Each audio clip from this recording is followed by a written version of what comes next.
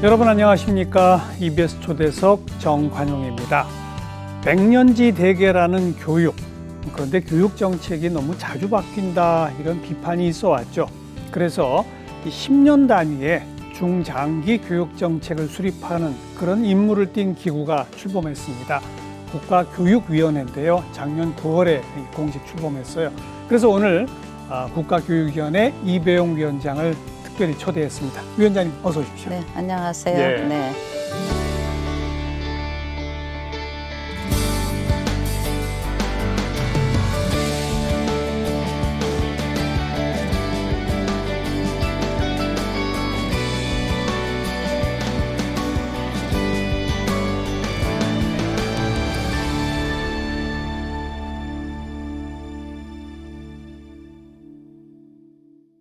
국가교육위원회 만들어야 네. 한다. 법이 만들어지고 꽤 네. 오래되셨죠, 지금? 아니, 제가 작년에 그러니까 처음 취임하신 건데. 네, 9월 27일에 그죠? 취임했습니다. 근데 그 전에 이미 국가교육위원회 준비를 위한 작업은 꽤 오래 진행됐었죠. 1년 정도. 그죠? 네, 네. 어. 조금 늦게 출범했어요. 7월 네. 21일 날 출범할 예정이었는데 조금 준비 과정에서 예. 조금 시간이 지체됐습니다. 네. 말 그대로 국가교육위원회는 위원들로 구성된 네, 거죠? 네, 네. 위원들은 어떤 분들로 구성되어 네. 있습니까? 이제 대통령 추천이 있고요. 또 정당, 뭐 여당, 야당, 여야 또 다 추천. 제3교섭단체 있고 예. 정의당도 있고요. 그리고 이제 대학교육협의회 회장, 그리고 전문대학 총장협의회 회장, 그리고 교육감 대표, 네. 그리고 이제 그 시도 지자체 네. 사무총장 들어오시고요. 그리고 이제 교청하고 이제 전교조나 교원노조에서 이제 한 분 들어오게 됩니다. 예. 네. 학부모 대표도 혹시 그 속에 그 정당 추천 속에 학부모하고 학생이 그 양쪽에서 이제 해서 두 분, 예. 학생 두 분 이렇게 됩니다. 그래요. 뭐 명실상부하게 교육 관련된 책임급 있는 분들 다 네, 모시고 네. 전문가들이 주로 들어와 있죠. 그리고 네. 정당에서도 추천한다는 얘기는 네. 뭐 여야 가릴 것 없이 전부 합의해서 뭔가 만들어 보자. 그렇죠. 이거군요. 네. 국가교육위원회의 기본 임무가 제가 말씀드린 10년 단위 중장기 계획 네, 맞습니까? 네. 그 외에 어떤 임무들이 있습니까? 이제 우리가 제일 중요한 건 이제 기획을 하는 간체인데. 기획. 그리고 이제 대통령 소속 행정위원회예요. 예. 그러니까 이제 아주 상설 조직입니다. 그렇죠. 임시위원회가 아니고 그러면서 우리가 이제 10년 단위 중장기 계획한 다음에 거기에서 교육 현안이 엄청 많잖아요. 예. 그래서 뭐 학교 교육 과정, 교육 과정. 그리고 이제 어떤 여론 수렴, 그래서 어떤 사회적 합의를 이뤄내는 거, 그리고 비전. 그래서 우리가 계획을 세우면 이제 교육부나 각 기관이 그걸 실행하는 거예요. 예. 그리고 이제 다시 그것이 잘 되게 집행이 됐는지를 또 평가하는 기능도 국가교육위원회에 있습니다. 예. 기존에는 교육부가 다 하던 일 아닌가요? 그렇죠. 근데? 예. 그럼 국가교육위원회와 교육부 사이의 역할 분담은 어떻게 되는 겁니까? 교육부는 엄청 현안이 많지 않습니까? 예.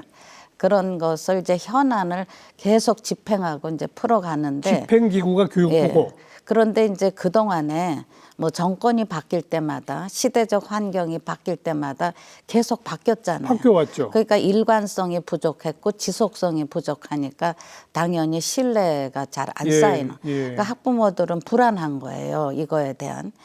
그런 데서 우리는 조금 안정적인 기획을 할 때 여론 수렴도 하고 사회적 합의도 도출해내고 그래서 이제 전문성과 자주성과 그리고 이제 정파적 중립성을 갖는다. 그렇죠. 그래야 이제 미래지향적으로 일관될 수 있다는 그런 목표로 이제 결국 설립이 된 기관입니다. 그러니까 교육부는 이제 현안을 집행하면 우리는 기획을 하면 그게 제대로 됐는지 평가도 국가교육위원회에서 하게 돼 있는 거죠. 조금 아까 언급하신 교육과정은 그동안의 그 교육과정 평가원이나 이런 곳에서 그렇죠. 네. 실무를 작업해서 최종적으로는 교육부가 결정을 해왔지 않습니까? 앞으로는 교육과정 그 결정 권한도 국가교육위원회로 넘어갔습니다. 올해부터 넘어왔어요. 아, 그래요? 그래서 이 교육과정에 대해서는 전문가들의 의견도 이제 계속 공통분모를 도출해 내지만 모니터링단이 있어요. 예, 그래서 예. 한 뭐 700명도 할 수 있는데 지금은 너무 그건 방대하니까 200명의 이제 모니터링단을 소집합니다. 그러면 그분들이 평가도 하고 제안도 하고 예. 이런 역할을 해서 조금 안정적인 교육 과정도 우리가 도출할 수 있게 됩니다. 네, 예. 네. 대학 입시 정책의 네, 네. 결정은 어디서 합니까? 교육부가 합니까? 교육위원회가 합니까? 그것도 이제 우리가 내년도에 24년에 대학 입시에 대한 계획이 발표돼야 돼요. 예. 그럼 그게 언제 실행되느냐 하면 28년에 예, 예, 예. 실행이 됩니다. 그렇죠, 그렇죠. 그럴 때 대학 입시 자체는 우리 국교위가 다 하기에는 조금 부담이 커요. 그래서 이제 교육부는 또 현장을 다 점검할 수 있으니까 교육부하고 그건 협의해서 예, 예. 우리는 조금 안정적이고 가장 바람직한 대학 입시 제도의 근본을 우리가 또 짚어봐야 됩니다. 그냥 그렇죠. 그동안에 해왔던 대로 뭐 정시냐 수시냐 이런 거에만 함몰되는 게 아니고 조금 더 근본을 따져서 이를테면 평가 방법도 지금 너무 오지선다형 이렇게 가잖아요. 그렇죠. 그런데 그게 저 평가에 바람직한 거냐.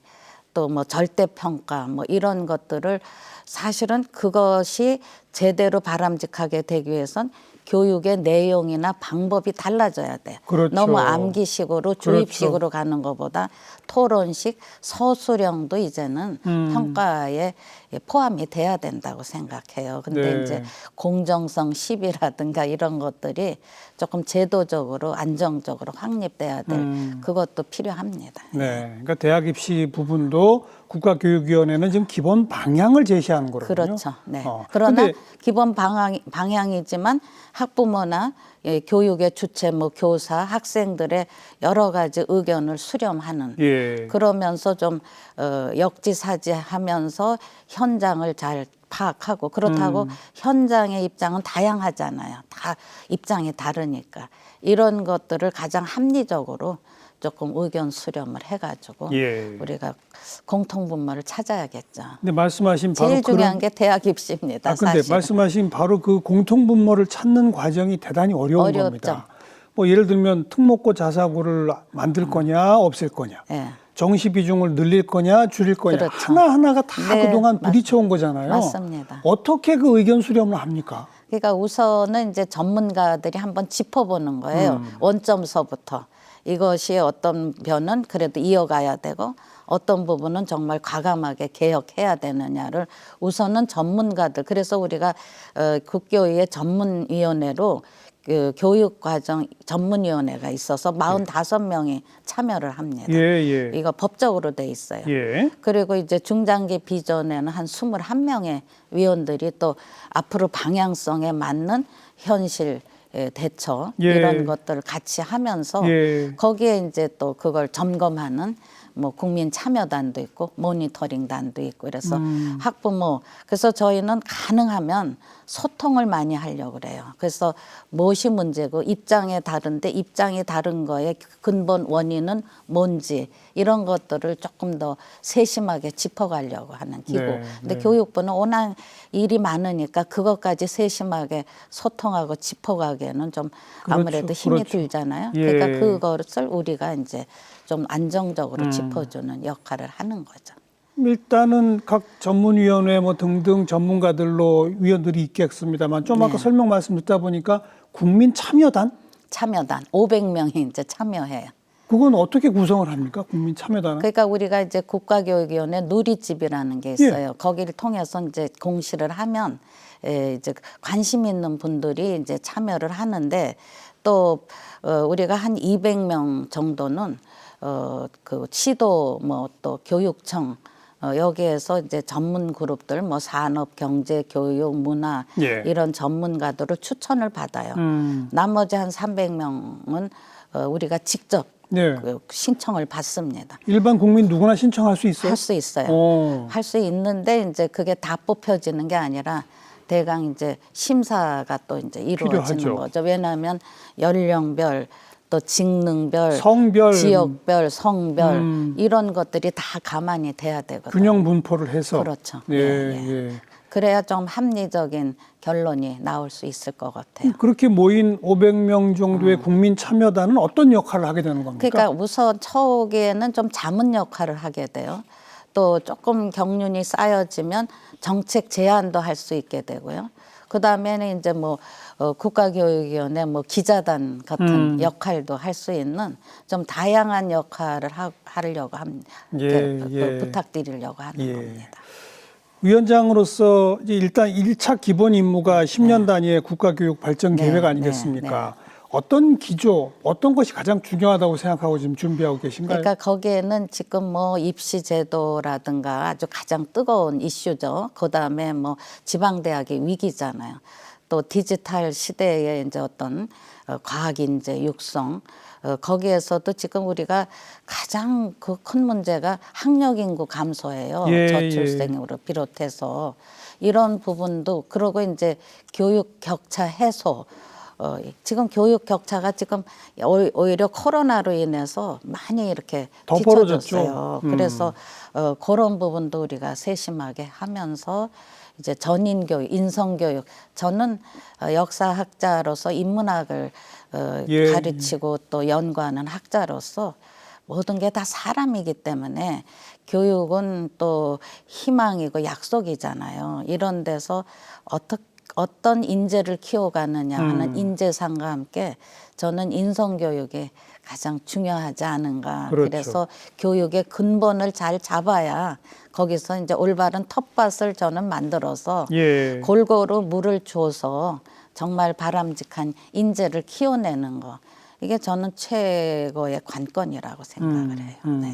그럼 뭐 제1차라고 할까요? 뭐라고 할까요? 아무튼 10년 국가교육 발전 계획을 언제까지 발표해야 되는 겁니까? 결정이 언제까지 돼야 되는 겁니까? 대개 25년까지는 10년 단위의 비전은 25년까지는 우리가 그 어느 정도의 그 발표를 해야 되고요. 네, 후년이군요. 그러나 그 올해 내년 과정에서도 풀어야 될 과제는 긴급한 사항들, 그건 특별위원회를 지금 구성을 했습니다. 아직 인적 구성은 아직 마무리가 안 돼도 분야는 결정을 했어요. 그래서 입시제도 특별위원회, 또 지방대학 발전위원회, 지역이 지금 균형 발전하는 게 또 이슈지 않습니까? 그렇죠. 그다음에 전인교육 특별위원회, 그리고 평생 직업교육 특별위원회. 우리가 교육은 평생을 지금 가는 거 아니지 않습니까? 그리고 이제 미래과학인재 양성위원회. 그래서 지금 국가적으로도 5대 과학 핵심 분야가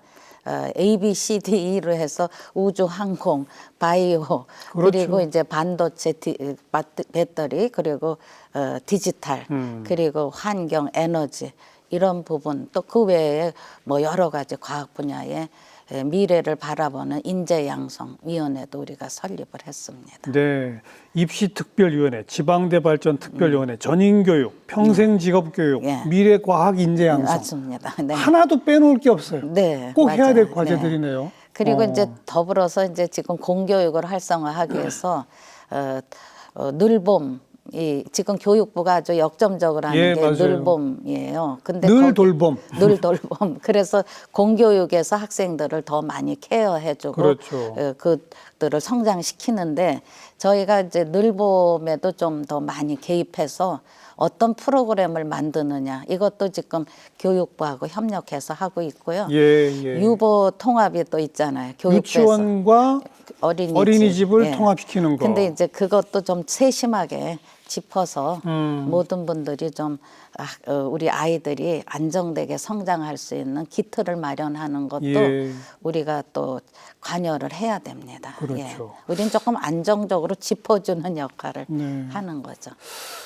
그리고 이제 그 특별위원회 말고 내후년까지 결정해야 할 10년 단위의 국가교육 기본계획.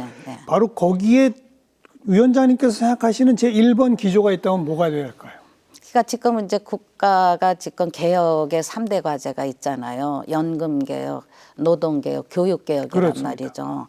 교육개혁에서 결국 우리가 이 비전으로 하는 거는 가장 교육이라는 건 인재 양성이잖아요. 예. 그러니까 유능한 인재를 양성하려면 맞춤형 교육도 매우 중요한 거란 말이죠. 저는 제가 그동안에 성장한 게 하고 싶은 일, 즐거운 일을 할 때 더 발달을 해요. 당연하죠. 그래서 우리는 한 10세 정도 되면 자기가 좋아하는 거, 하고 싶은 거 이런 것들을 선생님하고 학생과 학부모가 함께 좀 논의해서 하나하나씩 맞춤형으로 예. 가면서 아주 일찍 자라내도 나중엔 조금 늦춰질 때가 있고 늦게 자라내도 빨리 성장하는 거. 그 교육이 틀을 잡아주면 그렇죠. 가능하거든요. 그래서 이 교육엔 수월성도 있지만 또 뒤따르는 우리 학생 더군다나 우리가 또 관심을 가질 건 소외된 예. 또 학교 밖의 학생들 이들도 보듬어 주면서 정말 미래 인재로 다 함께 예. 골고루 물을 주면서 성장시키는 거 저는 매우 중요하다고 생각해요. 교육으로 맞춤형 교육으로의 네. 교육개혁. 교육개혁. 네. 그래서 자기 잠재력은 다 있단 말이죠. 타고난 탤런트는 다 있어요. 근데 저도 성장할 때 이 수학이니 이거보다는 역사와 이제 이런 인문적인 게 저한테는 오히려 적성에 맞은데 그러니까 그쪽으로 가셨죠. 그 갈로 하니까 이렇게 예. 성장을 하고 그때 선생님들이 칭찬을 해주니까 그 칭찬의 물이 더 성장하게 그럼. 되는데 요즘에 또 하나 제가 좀 관심을 갖고 이거 우리가 이번에 근본을 찾자 하는 게 교권이 무너진 거예요. 예, 예. 그리고 학교 폭력. 그러니까 선생님은 존경받아야 되고 학생들은 사랑받아야 되는데 그런 어떤 분위기들이 지금 망가지고 있잖아요. 제 제자들도 고등학교 교사들로 여러 역할을 하고 있는데 지금 굉장히 이렇게 좀 뭔가 침체돼 있어요. 그렇죠. 의욕적으로 뭘 하려면 예, 학생들은 이게 안 되는 거예요. 그래서 이 분위기는 학교뿐 아니라 우리 정말 범국가적으로 사회적으로 조금 따뜻한 학교. 지금 폭력 때문에 학부모들도 학교에 보내기를 망설이는 경우도 있지 않습니까? 예, 예. 이게 가장 안전한 학교를 만드는 저는 기본이라고 생각을 해요. 그럴 때는 우리가 성취적인 것뿐 아니라 정말 인간의 심성을 좀 따뜻하게 만드는 거. 그래서 지금 참 더 우리 시대보다 더 똑똑해요, 학생들은. 예. 많은 매체를 접하고 정보도 많이 갖고 있어서 똑똑한데도 왜 학교가 이렇게 더 힘든 상황으로 가는지 이거 저희가 외면하면서 수월성만 얘기할 수는 없다고 생각합니다. 그렇죠. 저는. 네. 그 처음에 강조해 주셨던 게 이제 맞춤형 교육 아니겠습니까? 네. 저 EBS에서도 불과 얼마 전에 특별히 그 디지털 시대 교육의 대전환 이런 주제로 5일간에 걸쳐서 뭐 집중적인 토론 프로를 해본 적도 있습니다만 네. 그런 디지털 시대의 교육, AI, 인공지능이 도입된 교육이 네. 1대1 맞춤형 교육에는 최적의 환경을 제공할 수 있다. 그런 얘기도 있던데 어떻게 생각하십니까? 필요하죠. 네. 아무래도 지금 뭐 문명이 전환 시대에 있고 세계화의 그런 같은 공통된 조류이기 때문에 AI 기능도 우리가 활용해야 되고 뭐 챗 GPT 이런 거 다 다양한 우리가 문명의 전환에 대응은 해야 되는데 저는 그 보조교사로 AI의 역할이 유능할 겁니다. 그렇죠. 그러나 AI도 인간이 어떤 입력한 정보로 그 지도를 할 수 있을 때 요즘에 많이 또 생각하는 게 AI도 윤리가 필요하고 그럼요. 책임이 필요하다. 그래서 과학이 발달해야 되는 건 맞는데 그래도 인간성 빠진 과학은 안 되죠. 또 무용지물이 될 수 있다는 이런 전제 아래서 우리가 과학 인재도 육성해야 되지 않는가. 그게 바로 신뢰고 또 앞으로의 모두가 다 희망을 갖는 함께 가는 길을 갈 수 있는 교육은 저는 함께 가야 된다고 생각해요. 그래서 좀 뒤처지는 학생도 좀 손잡아 주면서 이런 보조 교사의 역할도 활용했으면 좋겠습니다. 알겠습니다.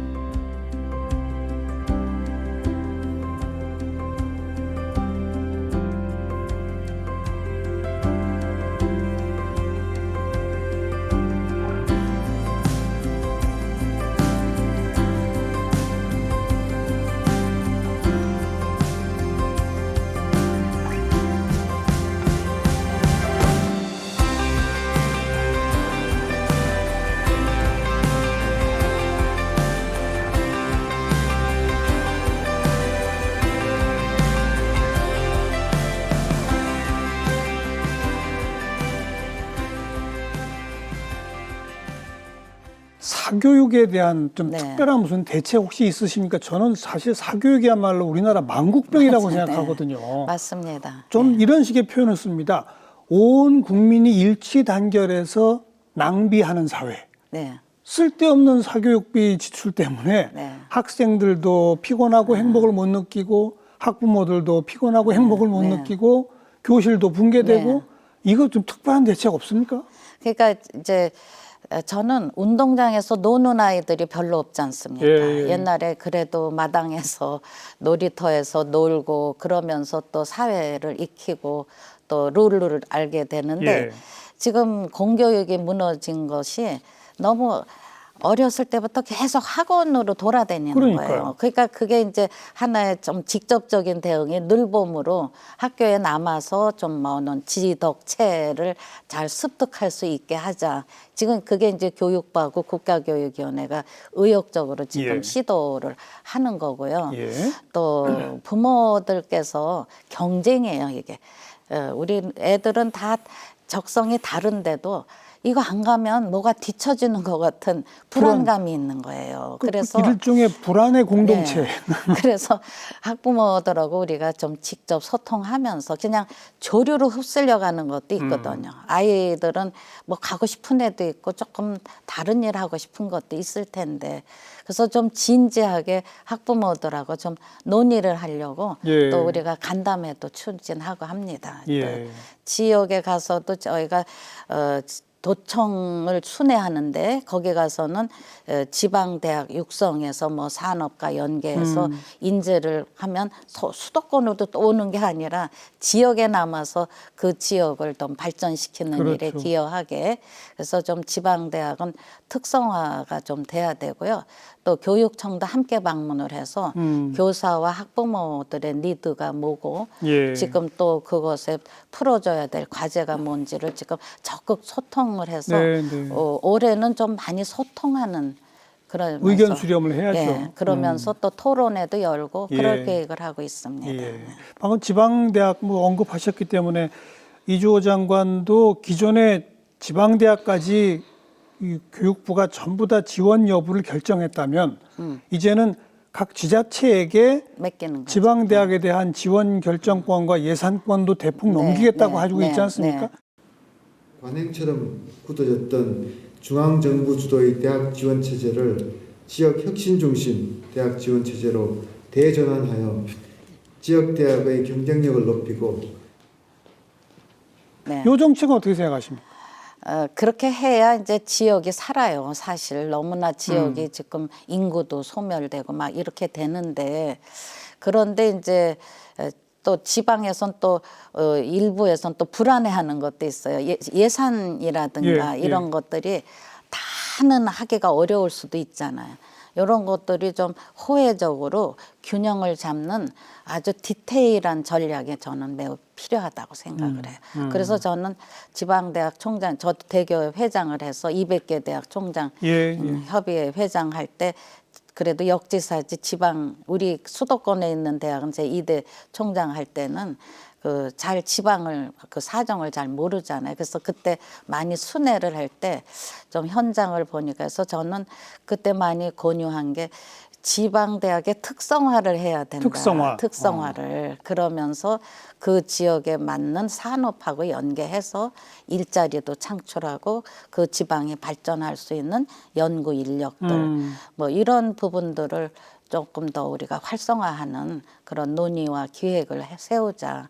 그렇게 했던 적도 있고요. 예. 또 요즘에는 이제 좀 정말 지탱하기 어려운 대학 이게 이제 퇴로를 열어주자. 퇴로를 열어야죠. 열어주자 해서 이제 지금 아마 교육부에서도 그 방안을 찾는데 이제 여러 가지의 열어주는 방법 그 내용들이 조금 아주 세심하고 다양하게 이제 또 제일 좀 불안해하는 부분들이 이제 교수님들이라든가 직원들이 예. 일자리에 대한 또 그렇죠. 이런 대책이 함께 있어야 된다고 봐요. 당연히 지탱할 수 없는 대학은 퇴로는 열어줘야 되는데. 근데 지금 퇴로 열어주신다는 말씀이 기존에는 학교를 폐교하게 되면 그 모든 재단의 그 재산이 국고로 위속된단 말이에요. 그러니까 못하는 그렇죠. 거예요. 그러니까 이제 조금 기본 자금은 조금 돌려주면서 퇴로를 열어주는데 다른 기관으로 이렇게 전용할 수 그렇죠. 있도록 그런 네, 방식들. 또 통합도 할 수 있고 그런데 이제 거기에 구성원들이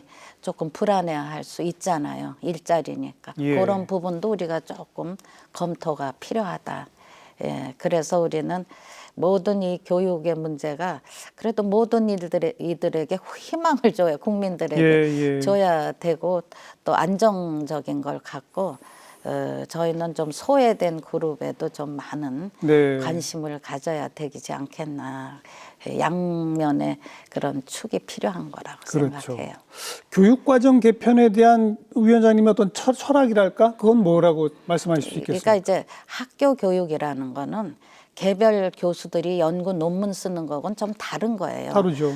자라나는 이 대한민국의 건전한 인재를 키우는 거예요. 그렇죠. 그런 데서 교육 과정을 통해서 생각하는 힘도 키워주고 분석력도 키워주고 또 문제 해결 능력도 키워주고 요즘에 우리가 얘기하는 창의성도 키워주는데 또 한편으로는 이 교육 과정에서 저는 놓치지 말아야 될 게 그래도 대한민국의 인재를 키우면 그 대한민국에 대한 애국심도 저는 건전한 국가관, 올바른 국가관도 심어줘야 된다고 기본이죠, 생각해요. 기본. 어차피 세계에 나가면 대한민국의 간판을 달고 나가잖아요. 우리가 축구 시합을 해도 강화문 광장에 왜 그렇게 많은 인파가 모여서 대한민국을 외치고 한 마음이 됩니까? 저는 교육 과정에서 올바른 국가관은 심어줘야 된다고 생각을 해요. 그리고 아주 참된 지식을 불어넣어줄 때 다양한 교수 방법이 필요하다는 얘기죠. 이런 것들이 우리가 교직 과정에서 놓쳐서는 안 될 중요한 부분이다. 그렇게 생각을 합니다. 그리고 시대가 매우 빠르게 변하니까 빨리 적응해야 되죠. 그러니까 국가교육과정도 좀 유연하게 빨리빨리 바꿀 수 있고 학교 단위의 자율성도 높여야 되지 않겠습니까? 맞습니다.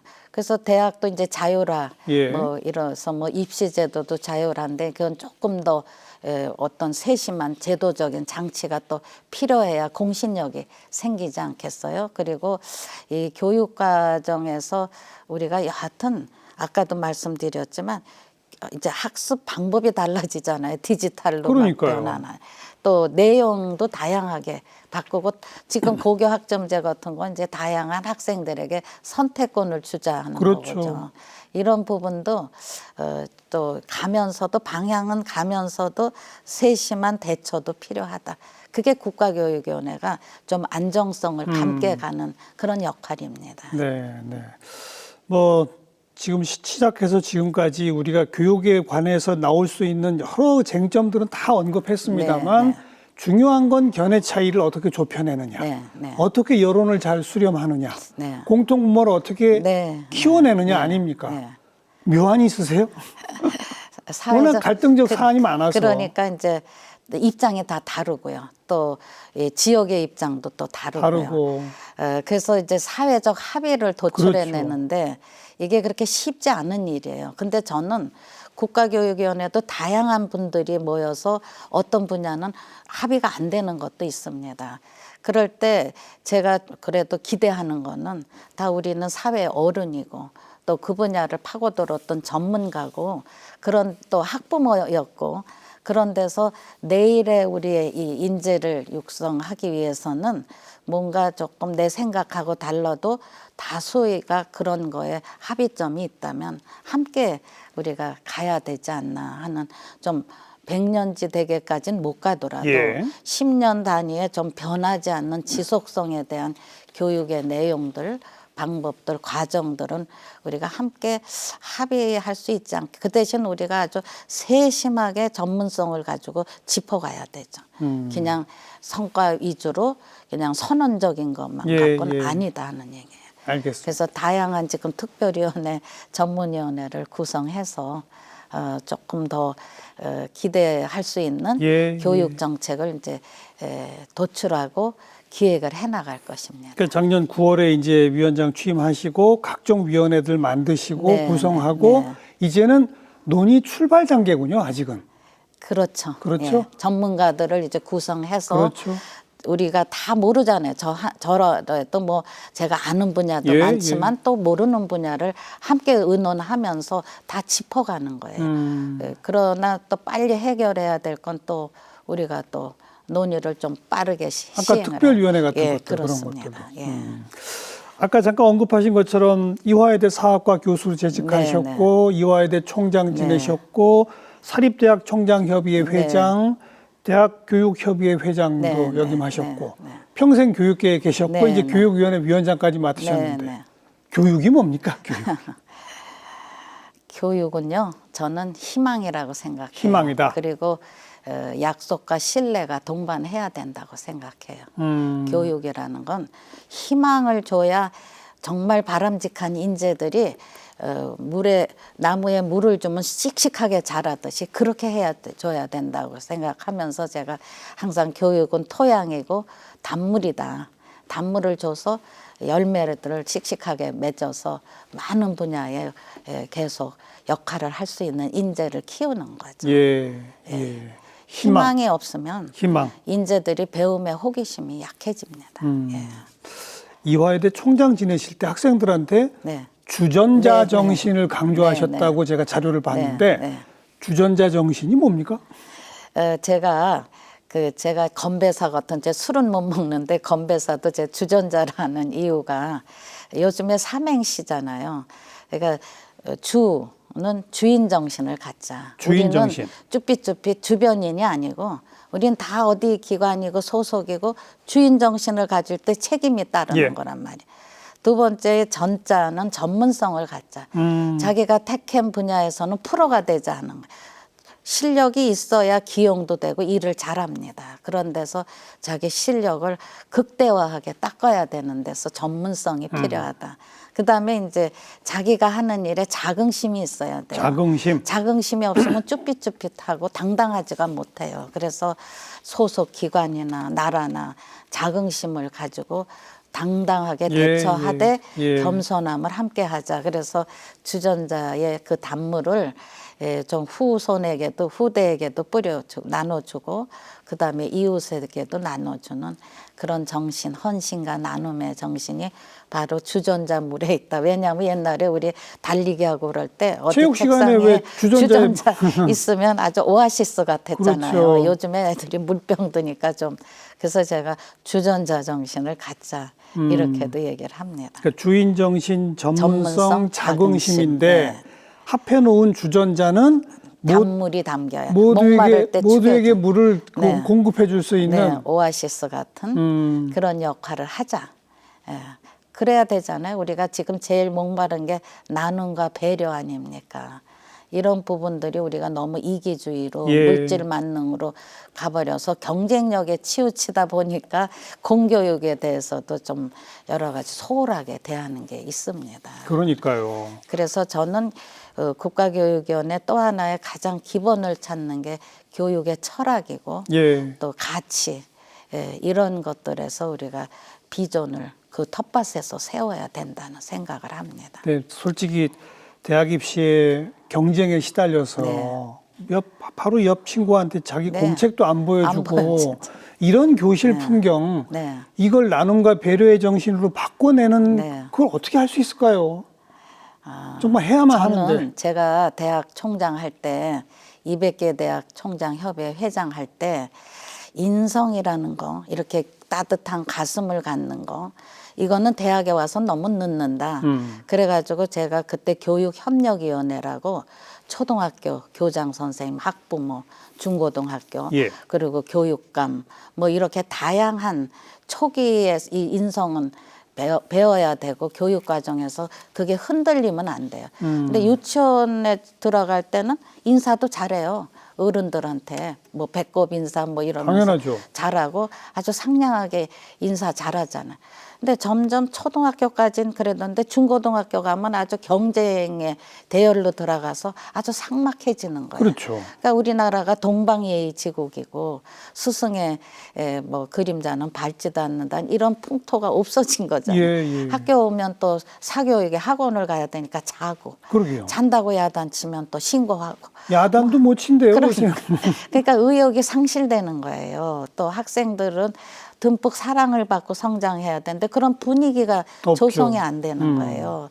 저는 이게 또 교육개혁에서 꼭 잡아줘야 될 기본이라고 그러니까요. 생각을 해요. 그래서 우리가 이렇게 정말 같이 지금 EBS에서 논의하듯이 전 국민적인 예. 그런 논의에서 좀 공통된 가치를 찾아야 되지 않은가, 방법을.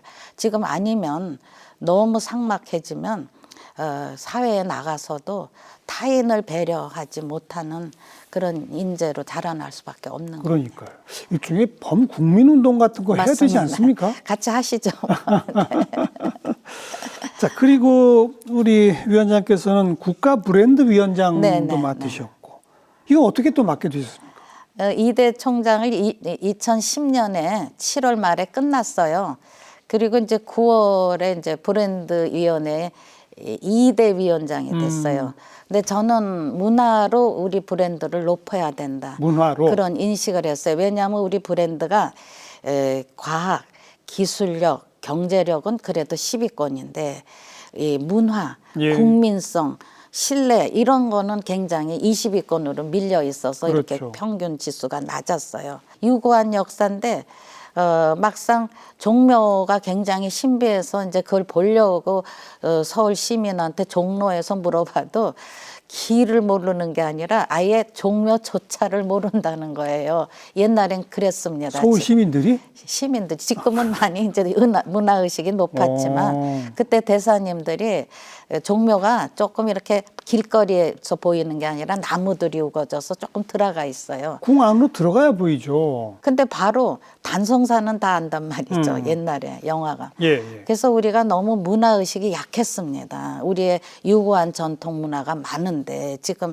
유네스코도 많이 그래서 제가 문화로 세계인들의 신뢰를 얻어서 브랜드를 높이자. 이런 운동에서 제가 구상한 게 불교 1000년, 유교 600년의 석고랑과 불국사뿐이 아니라 사찰과 서원을 유네스코 유산으로 만들자 시작을 해가지고요. 브랜드 위원장 시절에 시절에 제가 거예요? 구상해서 해서 제가 역사학자니까 뭐 수백 번을 답사를 간 그렇죠. 것이라 이거는 보편성을 갖고 특수성과 함께 가질 수 있다. 유네스코라는 게 OUV라 그래서 아웃스탠딩 유니버설 밸류 탁월한 보편적 가치가 있어야 그렇죠. 인류가 공유해서 지켜주는 거예요. 맞아요. 그래서 2018년에는 한국의 사찰 7곳이 유네스코에 등재됐고요. 세계문화유산으로. 유산으로. 그러니까 부석사, 봉정사, 통도사, 해남 대흥사, 순천 서남사, 공주 마곡사, 보은 법주사 이렇게 7곳이 됐어요. 예. 그리고 2019년에는 한국의 서원 9곳이 서원. 또 유네스코 아제르바이잔 바쿠에서 총회에서 됐습니다. 사찰은 불교, 서원은 유교. 그렇죠. 그래서 제가 영주의 소수서원, 안동의 도산서원, 병산서원, 경주의 옥산서원, 대구의 도동서원, 달성에 그리고 함양의 남계서원, 그리고 전라남도 장성의 피람서원, 그리고 전라북도 정읍의 무성서원, 그리고 충청남도 논산의 도남서원 9곳이 다 외우고 계시네. 그럼요. 제 설립연도도 다 합니다. 재향인물이 그 지역의 멘토잖아요. 안양, 뭐 퇴계, 서해 선생, 뭐 이연. 그래서 그런 교육유산으로 유형유산에 등재가 됐을 때 세계인들이 감동했습니다. 그러면서 사찰 7곳, 서원 9곳, 그 브랜드 세계문화유산으로 등재하는데 앞장서셨던. 총괄을 했습니다. 특히 서원의 경우는 이게 보통 전략 갖고 어려워요. 경쟁력이 치열하고요. 그렇죠. 세계적. 또 서원만 해도 중국이 원료라고 할 거 아니겠어요. 근데 중국은 좀 많이 근대화되면서 변질됐잖아요. 근데 우리는 원형이 유지돼야 되는데 참 원형을 제양하면서 이 유림들께서 잘 지켜오셨어요. 네, 네. 그래서 거기에 또 교육적인 어떤 출세보다는 인격을 둬야 하는 이런 것들이 세계인들에게 상당히 이제 신뢰를 주고 감동을 준 거죠. 그래서 논리를 잘 개발해서 9곳 서원이 등재돼서 지금은 좀 서원이 활성화됐어요. 예. 근데 국내에 그 사찰도 많고 네. 또 서원도 많은데 예. 그 중에 7개, 9개를 추리는 것도 어려웠었을 것 같아요. 아, 그게 원형이 살아 있어야 돼요. 원형이 살아있는 예, 곳으로만. 원형이 살아있어. 근데 우리나라가 서원회 같은 경우는 대원군 때 670개에서 47개만 남겨두고 다 때려 부셨거든요. 그러니까 원형이 유지된 게 이제 우선 47개에서 찾아요. 예. 그러면 일제시대 또 6.25 때 폭격 맞은 데가 또 있어요. 불난데도 또 많고. 그래서 원형이 남아있고 또 사적으로 또 문화재청에서 지정한 거 이렇게 다 맞춰보니까 9개가 남았고요. 사찰은 1000여 개 사찰. 지금도 서원은 600여 개가 있습니다. 예, 예. 다시 되살아나서. 예. 사찰도 한 1000여 개가 있는데요. 그 중에서도 이제 이게 다 연속유산이라 연속적인 논리가 다 보완이 돼야 돼요. 연결될 수 있게. 연속유산. 이게 단일유산보다 연속유산이 더 어렵습니다. 전국에 5개도 뭐 9개 시군에 퍼져 있어서 그 연속성에 대한 논리를 개발해서 사찰은 산사, 한국의 산지 승원 이런 연속성을 가지고 등재가 됐어요. 네. 전부 다 사학자로서 현장 답사도 무수하게 다니셨을 거 아닙니까? 네. 인솔하고 또 해설 강의한 것도 뭐 수백 번. 그러니까요. 그렇게 전국 곳곳 사찰, 서원 이런 곳을 다니신 가운데 우리 위원장님 마음속에 여기가 정말 나의 장소다. 혹시 이런 곳이 있나요? 도산서원에서 유네스코 등재하고 그 다음 해에 축의 향사에 여성으로는 최초로 초원관 역할을 했습니다. 그래서 유교의 아주 역사를 바꿨어요. 여성이 사당에도 못 들어갔다가 그러게요. 초원관까지 해서 저는 어떤 뭐 도전 이런 거보다 서원의 가치를 제가 공부하면서 굉장히 감동을 했고 예. 이것이 세계유산 할 수 있다는 확신을 가진 그런 제가 서원에 대한 존중이 또 서원에서는 감사로 저한테 보답을 해서 저는 상생의 역사를 만들었다. 알겠습니다. 예. 참 다양한 활동 해오시다가 이제 본업인 교육위원회 위원장을 네, 다시 네. 맡으셨는데 마지막으로 내가 위원장으로서 이거는 꼭 좀 이루고 싶다. 목표를 한 말씀만 좀 주신다면. 저는 이제 중장기의 그 비전을 세워서 우리가 그런 역할이 교육위원회가 가장 기본 임무죠, 기본으로 기본 임무. 해야 될 때 이 교육위원회의 어떤 그 미래 인재들에 대한 가장 중심축은 바른 마음을 심어주는 거. 그러면서도 도전 의식은 함께 가져줘야 돼요. 그래야 성장을 합니다. 예. 그런 데서 우리는 더 북돋아주는 용광로 역할을 해야 되고 또 학부모나 국민들을 향해서는 정말 그렇게 계속 변하지 않는 그러나 뭐 시대성 중요하잖아요. 디지털 시대에. 그럼요. 또 현장성, 입장이 다 다르지 않아요. 그러면서 우리가 어떤 공통분모를 도출하는 사회적 합의를 가능하면 예. 더 신뢰를 형성하면서 이끌어가는 그런 역할들에서 교육이 우리나라는 교육열의 나라입니다. 그러니까 6.25의 폐허에서도 정말 35,000불의 이런 번영의 거는 이 전통적인 서원으로부터 이 교육열이 결국 인재의 두뇌를 연마하면서 인간의 힘, 인재의 힘으로 우리가 번영의 역사를 그 열악한 환경에서 만든 거예요. 그러면서 그렇죠. 한류를 뜨고 하니까 이 자유라는 곳에서 창의성이 예, 또 나오고 그래서 저는 그런 토양을 만들고 또 골고루 물을 뿌려주지만 함께 성장하는 사회 또 멀리 보고 함께 가는 따뜻한 사회를 만드는 게 교육위원회 역할이 아닌가 그렇게 생각합니다. 꼭 좀 다 이루어 주시기를 부탁을 드리겠습니다. 네, 감사합니다. 오늘 귀한 말씀 잘 들었습니다. 네, 감사합니다. 고맙습니다. 네.